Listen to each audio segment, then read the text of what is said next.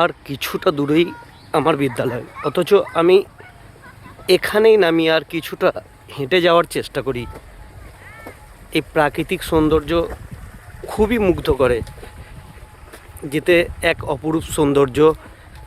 জীবনানন্দ দাশের এই লাইনটা সত্যিই মনে পড়ে, বাংলার মুখ আমি দেখিয়াছি, তাই আমি পৃথিবীর রূপ খুঁজিতে যাই না আর। কি অপরূপ সৌন্দর্য, বারে বারে মুগ্ধ করে।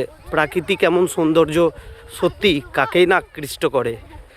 আমরা প্রত্যেকে এরকম প্রাকৃতিক সৌন্দর্যের কাছে বারে বারে হেরে যাই, তাই তো আমরা ছুটে যাই প্রাকৃতিক সৌন্দর্যের টানে। আপনারাও দেখুন।